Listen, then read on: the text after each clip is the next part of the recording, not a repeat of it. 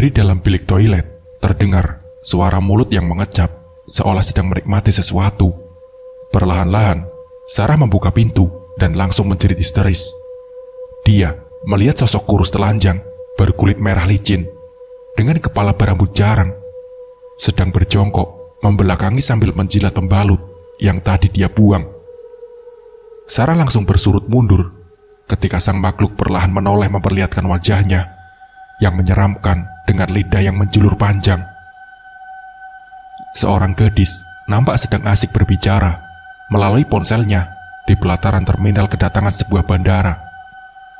Terdengar sepotong pembicaraannya dengan seseorang di seberang sana. "Hai Win, aku baru sampai nih. Nanti kamu main ke rumah ya." Lalu seorang wanita setengah baya datang mendekat. "Sarah, ayo nak, itu mobilnya sudah menunggu," ucap wanita itu. "Ya udah Win, nanti disambung lagi ya. Pokoknya aku tunggu di rumah," ucap gadis itu menutup pembicaraan telepon. Keduanya bergegas menuju sebuah mobil. Lalu, sibuk memasukkan barang bawaan mereka ke dalam bagasi dan segera meluncur pergi. Mereka adalah Sarah dan ibunya yang baru saja tiba usai melakukan perjalanan melelahkan dari satu negara di Eropa. Sarah memang lahir dan besar di sana. Ayahnya adalah seorang pria bule yang dulu langsung memboyong ibunya Sarah untuk tinggal di negara asalnya setelah keduanya menikah. Tapi setelah sang ayah meninggal dunia setahun yang lalu, mereka lalu mendiami rumah peninggalan kakeknya yang telah lama kosong sejak ditinggalkan tantenya yang menikah dan ikut suaminya tinggal di kota lain. "Hai Sar, apa kabar?" teriak Wiwin begitu dia sampai di teras rumah Sarah menjelang sore. "Hai Win, ya ampun, kamu makin cantik aja sih," puji Sarah. Lalu keduanya berpelukan erat melepas kangen. Sarah dan Wiwin adalah sahabat sejak kecil. Wiwin yang kebetulan tinggal tidak jauh dari rumah kakeknya Sarah selalu menjadi teman setia setiap kali Sarah datang berkunjung ke rumah kakeknya itu. "Rencana kamu selanjutnya gimana?" tanya Wiwin sambil mengunyah makanan oleh-oleh khas dari luar negeri. Belum tahu Win, tapi yang pasti aku mau cari kerja," balas Sarah. "Nah kebetulan, kalau kamu mau, kamu bisa melamar di tempat aku. Soalnya ada posisi yang cocok buat kamu," saut Wiwin. "Serius Win? Wah, aku mau tuh," balas Sarah antusias. Akhirnya Sarah datang melamar ke sekolah tempat Wiwin sahabat karibnya itu mengajar. Sebuah sekolah swasta bergengsi yang cukup terkenal di ibu kota itu. Dengan berbekal pendidikannya di universitas luar negeri, Sarah pun akhirnya diterima bekerja sebagai guru konseling, sesuai dengan kesarjanaannya di bidang psikologi. Sejak saat itu, perlahan-lahan, dia mulai menyesuaikan diri dengan lingkungan barunya. Walaupun sangat jauh berbeda dengan kehidupannya selama di luar negeri, namun dia mencoba beradaptasi dengan semua hal baru yang ada di sekitarnya. Beberapa bulan pun terlewati, hingga pada suatu hari, di sekolahnya, terjadi suatu peristiwa heboh. Seorang murid perempuan mengalami kesurupan. Sarah heran ketika melihat sang murid yang coba disembuhkan oleh seorang paranormal. Baginya itu semua omong kosong, karena menurutnya, kondisi kesurupan itu tak ada hubungannya dengan hal gaib yang memang dianggapnya tak masuk akal. "Orang sakit kok malah disembur-sembur begitu, ngaco aja," umpat Sarah ketika menyaksikan proses penyembuhan yang dilakukan oleh sang paranormal. "Ya kalau urusan dengan makhluk halus, memang begitu caranya Sar," saut Wiwin coba mendebat. "Alah, bullshit, hari gini kok masih percaya dengan begituan," balas Sarah sewot. "Loh, memangnya harus bagaimana?" tanya Wiwin minta penjelasan lebih.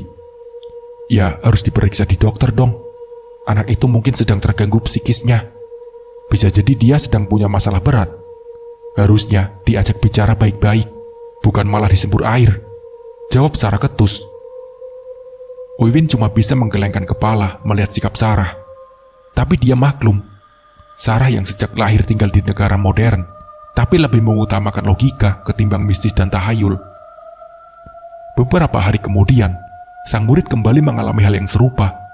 Dia menjerit histeris sambil menjambaki rambutnya dan berbicara dengan bahasa tak jelas. Seketika, seluruh sekolah kembali geger. Sang paranormal pun kembali dihubungi untuk diminta tolong. Sarah yang kembali ikut menyaksikan proses penyembuhan, lagi-lagi protes. Namun kali ini, dia memberanikan diri berbicara langsung dengan kepala sekolah. "Maaf Pak, apa memang harus seperti itu?" ucapnya sinis. "Ya memang begitu Bu Sarah. Sudah umum kok, memangnya kenapa?" jawab Pak Gito, sang kepala sekolah. "Ya nggak masuk akal aja Pak, karena menurut saya, bisa jadi itu faktor kejiwaan," sahut Sarah berargumen. "Oh alah, memangnya Bu Sarah belum pernah lihat orang kesurupan, lalu diobati?" tanya Pak Gito balik. "Ya pernah Pak, tapi selama studi saya di luar negeri, kondisi seperti itu mungkin saja disebabkan oleh faktor lain. Jadi nggak ada hubungannya dengan setan atau apalah itu," jawab Sarah lagi. Tapi Pak Gito sepertinya malah mengabaikan pendapatnya, dan itu membuat Sarah makin jengkel. "Sudah selesai Pak, yang ganggu sudah pergi," ucap sang paranormal usai melaksanakan tugasnya. "Menurut Mbak Diran, kenapa anak itu bisa begitu? Sampai 2 kali kesurupan dong Mbah?" tanya Pak Gito, minta penjelasan kepada Mbah Diran si paranormal. "Dia diganggu oleh salah satu jin yang menghuni gudang belakang. Rupanya anak itu sering ke sana untuk menyendiri," jawab Mbah Diran. "Ya ampun, memangnya jinnya ada banyak Mbah?" Pak Gito pun terkejut. "Ya begitulah, tempat seperti itu memang berisiko dihuni makhluk-makhluk semacam itu," sahut Mbah Diran lagi. "Lalu, apa yang harus kita lakukan supaya hal itu tidak terjadi lagi Mbah?" tanya Pak Gito. "Mereka minta disediakan sesaji," jelas Mbah Diran. "Apa tak bisa diusir saja Mbah?" tanya Pak Gito lagi. "Beberapa sudah saya usir, tapi ada satu jin yang sangat kuat. Saya kesulitan mengusirnya, tapi nanti saya coba. Sementara itu, jangan ada yang mendekati tempat itu," sambung Mbah Diran. "Alah, tahayul, jin apaan? Jangan mengada-ngada ya Mbah. Situ sengaja bilang begitu, biar terus dipanggil ke sini kan," sahut Sarah tiba-tiba. "Bu Sarah, jaga sikap ibu," bentak Pak Gito dengan nada sedikit keras. Sarah pun terdiam sambil bersungut-sungut kesal. "Maafkan sikap Bu Sarah ya Mbah," ucap Pak Gito sambil menunduk hormat, membuat Sarah langsung memalingkan wajah sambil mencibirkan mulut. "Gak apa-apa Pak," jawab Mbah Diran sambil tersenyum lalu pamit pulang. Akhirnya, tempat itu disegel dan tak ada seorang pun yang boleh mendekat apalagi sampai masuk. Dan sesuai saran Mbah Diran, disediakan sesaji yang diletakkan persis di depan pintu gudang itu. Hingga pada suatu ketika, Sarah berniat ingin mencari dokumen untuk kebutuhan pekerjaannya. "Pak Mansur, dokumen lama data murid-murid disimpan di mana ya Pak?" tanya Sarah pada Pak Mansur si penjaga sekolah. "Wah, kalau itu semua ada di gudang Bu," jawab Pak Mansur. "Bisa tolong ambilkan Pak, saya butuh banget," pinta Sarah. "Aduh, maaf Bu, saya nggak berani," balas Pak Mansur. Tapi setelah terus didesak, Pak Mansur akhirnya memberikan kunci gudang kepada Sarah. "Ini Bu, Ibu ambil sendiri saja ya. Tapi sebelum ke sana, lebih baik Ibu izin dulu sama Pak Gito," ucap Pak Mansur memberi saran. "Iya Pak, nanti saya izin Pak Gito. Lagian saya cuma sebentar kok," balas Sarah. Tapi alih-alih minta izin kepada Pak Gito, Sarah malah nekat ke sana sendiri saat jam pelajaran sekolah telah usai. "Alah, apa-apaan ini?" ucapnya dengan gestur mengejek begitu dia melihat tambah sesaji yang ada di depan pintu gudang. "Orang sudah pada sampai ke bulan, ini kok masih mainan kembang? Bagaimana mau maju?" makinya lagi. Lalu dengan kasar, dia geser tampah itu dengan kakinya sehingga isinya tumpah berantakan. Kemudian dia berusaha membuka pintu yang sedikit macet akibat lama tak dibuka. Setelah bersusah payah, akhirnya pintu itu pun terbuka disertai bunyi engsel yang berderit. Saat pintu terbuka, tiba-tiba ada hembusan angin dari dalam gudang. Sarah sempat terkejut, tapi tak terlalu dihiraukannya. Sejak dia perhatikan seisi gudang yang gelap itu, lalu mencoba mencari saklar untuk menyalakan lampu. Begitu lampu menyala, dia langsung sibuk mencari dokumen yang dia maksud. Tapi mendadak dia merasakan sesuatu yang baru kali ini dia rasakan. Bulu kuduknya berdiri meremang. Mungkin karena hawa ruangan yang agak lembab, batinnya mencari alasan logis, lalu kembali sibuk melanjutkan pencariannya. Mendadak lampu ruangan mati. Dia sempat kaget, sedikit kegelapan mendekati ruangan yang kini mendadak jadi gelap gulita. Saat dia sedang kesulitan melangkah untuk kembali mendekat ke arah saklar, tiba-tiba telinganya mendengar sesuatu. Seperti ada suara dengusan nafas yang berat di salah satu sudut ruangan. Sejenak dia diam menyimak, tapi suara itu menghilang. Dia pun menggeleng, meyakini kalau dirinya hanya salah dengar. Tapi saat dia melangkah lagi, suara itu tiba-tiba kembali muncul. Kali ini persis di belakangnya.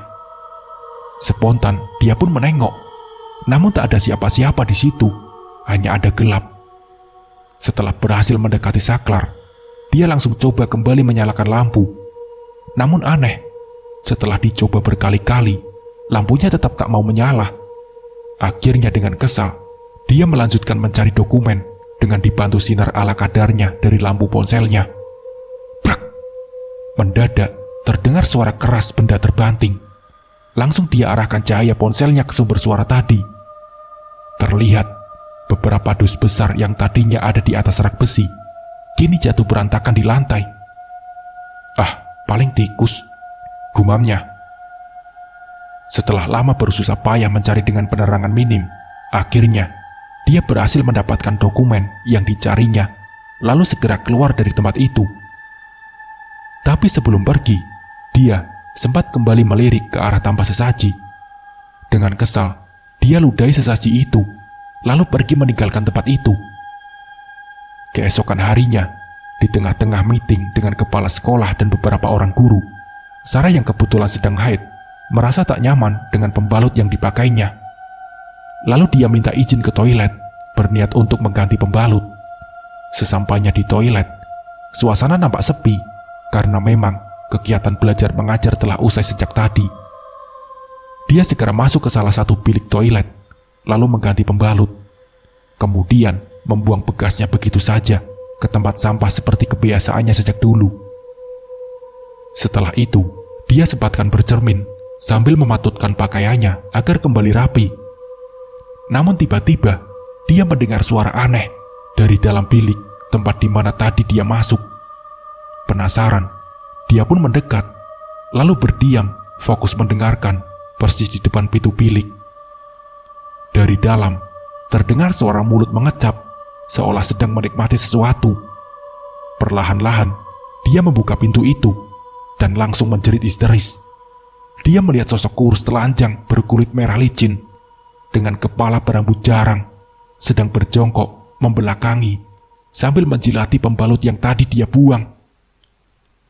Sarah langsung bersurut mundur ketika sang makhluk perlahan menoleh memperhatikannya. Wajahnya yang menyeramkan dengan lidah yang menjulur panjang. Tiba-tiba saja, sang makhluk melompat menabraknya hingga tembus bagai bayangan kemudian menghilang. Sarah pun langsung ambruk tak sadarkan diri. Bu Sarah? Bu Sarah? Sayup-sayup, terdengar suara memanggil-manggil. Perlahan Sarah membuka matanya, lalu memandangi orang yang berkerumunan mengelilinginya. Ya ampun Sar, kamu gak apa-apa? Tanya Wiwin yang duduk di sebelahnya. Saya di mana? Tanya Sarah kebingungan sambil memegangi kepalanya yang pusing. Bu Sarah ada di ruang UKS. Ibu tadi pingsan di toilet. Ibu sakit? Jawab Pak Gito sambung bertanya. Sarah coba menggeleng karena tak tahu harus menjawab apa. Sebenarnya, dia ingin menceritakan peristiwa yang dialaminya tadi, tapi dia ragu. Akhirnya memilih diam. Dia lalu diantar Wiwin pulang. Sesampainya di rumah, ibunya nampak kaget melihat Sarah yang pulang dengan wajah pucat dan tubuh yang lemas. Sejak sampai rumah, Sarah tak mampu melakukan apa-apa. Dia cuma bisa berbaring di tempat tidur. Tapi saat tengah malam, Tidurnya tiba-tiba terusik ketika merasa wajahnya seperti terkena tetesan air.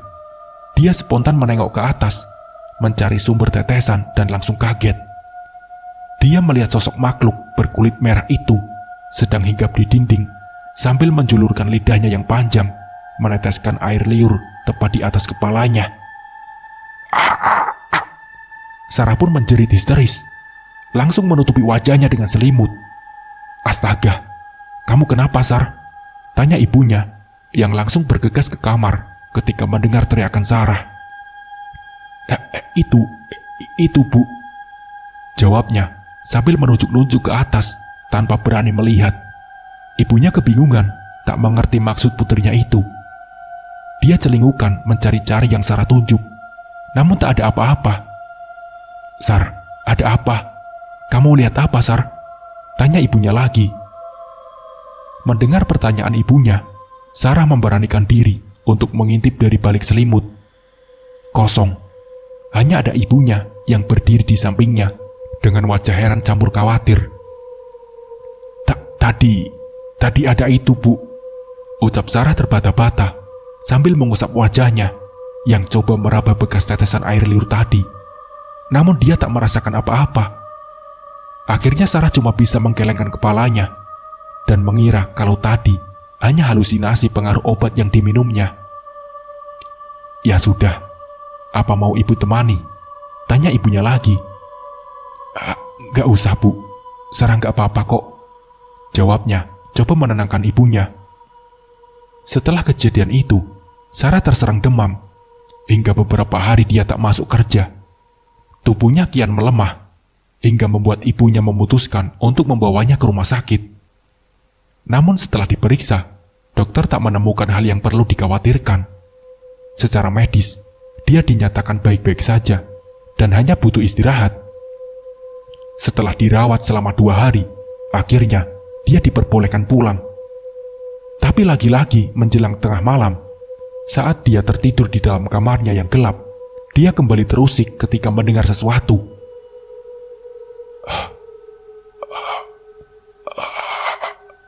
Ada suara dengusan nafas berat, persis seperti yang pernah dia dengar di gudang sekolah tempo hari.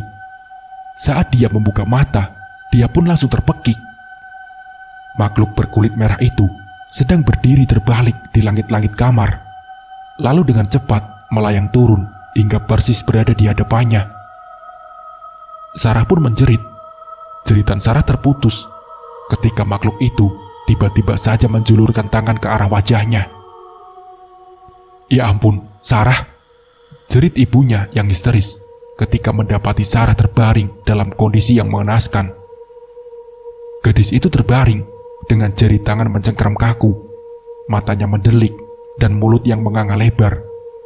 Secepat mungkin, Sarah segera kembali dibawa ke rumah sakit. Tim medis pun heran ketika melihat kondisi Sarah. Namun setelah dilakukan serangkaian pemeriksaan, mereka pun kebingungan karena tak mampu menemukan penyebabnya.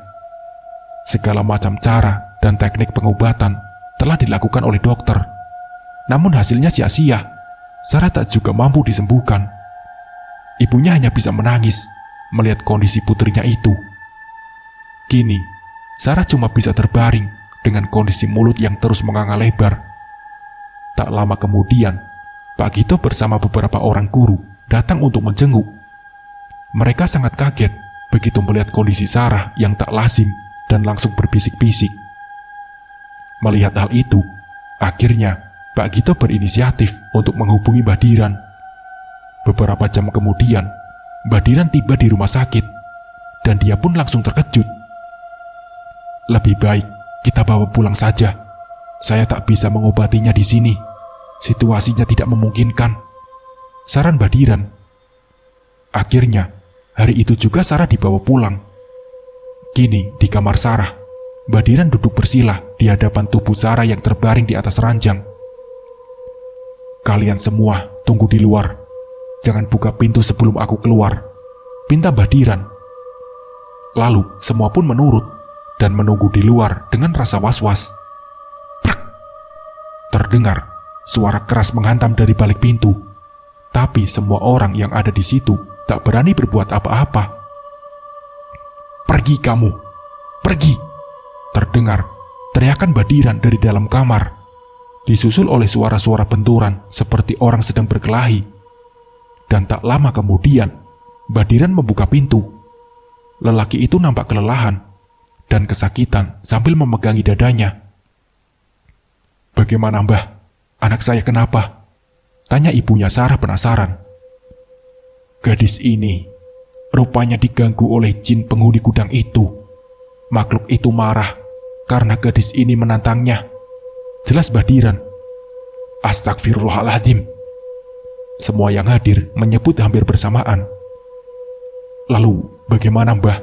Apa bisa diusir?" tanya Pak Gito. "Sulit, sangat sulit. Jin itu sangat kuat. Ketahuilah, mulut Sarah terus menganga seperti itu karena rahangnya sedang dicengkram oleh jin itu," jelas Badiran. "Ya ampun." Semua yang hadir teriak kaget, langsung bergeser menjauh karena takut. "Saya mohon, Mbah, tolong bantu anak saya," pinta Ibu Sarah memelas. "Maaf, Bu, ini sudah di luar kemampuan saya. Tapi nanti saya akan coba hubungi kawan saya. Semoga dia bisa membantu," jawab Badiran menawarkan solusi. Di keesokan harinya, Badiran datang kembali bersama Ki Anom, kenalannya yang juga seorang paranormal. Kembali dalam kamar Sarah, dengan didampingi Badiran, Ki Anom duduk bersila di hadapan Sarah, yang kondisinya kian memprihatinkan. Gadis itu terbaring lemah dengan mata sayu dan mulut terbuka lebar, meneteskan air liur tiada henti hingga harus ditutupi dengan kain. Kini dalam duduknya, Ki Anom nampak sedang berbicara sendiri, menggunakan bahasa yang aneh. Wajahnya sangat tegang. Mendadak, Sarah pun terbangun, langsung kelojotan, lalu dengan anehnya melakukan gerakan kayang di atas kasurnya. Ki Anom coba mendekati Sarah, tapi langsung terpental mundur. Berkali-kali dia mencoba mendekat, namun selalu kembali terpental. Nampak keringat mengucur deras di wajahnya yang keriput. Nafasnya terengah-engah. Dari posisi kayang, dengan gerakan patah-patah, Sarah lalu berdiri hingga tegak kaku. Kini matanya melotot ke arah Ki Anom, dengan mulut yang masih menganga lebar. Ki Anom coba fokus sambil melakukan gerakan-gerakan aneh seperti jurus silat. Selangkah demi selangkah, dia kembali maju mendekat dengan kaki yang bergerak berat menyeret di lantai. Sampai akhirnya, dia berhasil berdiri, tepat di depan Sarah yang seolah tengah menunggunya. Ki Anom pun kaget ketika mendadak tangan Sarah mencekik lehernya. Kemudian, mengangkat tubuh laki-laki itu tinggi-tinggi dengan satu tangan. Tangan Ki Anom menggapai-gapai. Melihat hal itu, Badiran langsung merapalkan mantra-mantra pada segelas air putih dan langsung disemburkan ke wajah Sarah. Sarah pun menjerit hingga cengkramannya lepas. Sesaat, dia gontai mundur ke belakang. Ki Anom yang telah terbebas bergerak maju dan langsung memegang kening Sarah yang membuat gadis itu kembali meraung keras. Ki Anom terus menekan telapak tangan kanannya di kening Sarah hingga gadis itu perlahan-lahan berlutut. Lalu dengan gerakan yang terasa berat, telapak tangannya mengusap wajah Sarah dari arah kening sampai ke dagu.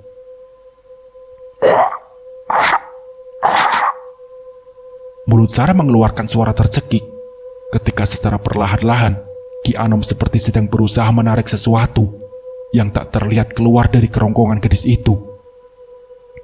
"Ambil kendinya," pinta Ki Anom yang nampak sedang menggenggam sesuatu. Badiran pun langsung bergegas memberikan Ki Anom yang minta. Ki Anom sepertinya memasukkan sesuatu dari genggamannya ke dalam kendi, lalu segera menutupnya rapat-rapat. Kendi itu langsung bergetar hebat hingga hampir lepas dari tangan Ki Anom. Namun pria tua itu cepat-cepat merapal semacam mantra yang aneh, lalu ditiupkan ke arah mulut kendi. Mendadak kendi itu berhenti bergetar. Ki Anom bergegas membungkusnya dengan secarai kain putih. Sesaat kemudian, Sarah muntah darah dan langsung terkulai lemas. Tapi akhirnya, mulutnya kini sudah bisa kembali menutup. Ki Anom kumat kamit di bibir gelas berisi air putih, lalu diminumkan ke mulut Sarah. "Alhamdulillah," ucapnya sambil menyeka keringat yang membasahi wajahnya. Akhirnya, Ki Anom dan Mbah Diran keluar dari kamar yang langsung disambut pertanyaan dari Ibu Sarah. "Bagaimana, Ki?" tanya wanita itu khawatir. "Sudah selesai. Jinnya sudah saya taruh di dalam kendi," jawab Ki Anom sambil memperlihatkan kendi di tangannya. "Lalu Sarah bagaimana, Ki?" tanyanya lagi. "Dia akan baik-baik saja, tapi kemungkinan dalam beberapa hari tubuhnya akan terasa nyeri. Tapi itu wajar, akibat berhari-hari ketempelan makhluk halus," jelas Ki Anom. Selanjutnya, Sarah dimandikan air kembang untuk menghilangkan sisa-sisa pengaruh negatif dari jin itu. Gadis itu nampak kelelahan, wajahnya terlihat sayu. Namun, sorot matanya menunjukkan kalau dia telah kembali normal. Setelah semua selesai, Ki Anom dan Mbah Diran pun pamit agar segera dihubungi bila terjadi sesuatu. Dan begitulah, setelah beristirahat selama beberapa hari, kondisi Sarah berangsur pulih. Namun, kini dia lebih banyak diam. Gadis itu rupanya sangat syok. Kejadian itu sedikit banyak telah mengubah pandangannya tentang hal gaib. Kini dia jadi lebih hati-hati dalam bersikap dan berbicara. Namun akibat trauma dengan kejadian itu, akhirnya Sarah memutuskan untuk berhenti mengajar di sana. Dan demi menghindari hal yang tak diinginkan, gudang sekolah itu akhirnya dibongkar dan disulap menjadi perpustakaan. Dan semenjak itu, tak pernah lagi ada hal yang aneh yang terjadi di sekolah itu. Nah, seperti itulah ceritanya. Semoga dari kisah ini kita bisa mengambil hikmah dan pembelajarannya. Mungkin cukup sekian dari saya. Wassalamualaikum warahmatullahi wabarakatuh.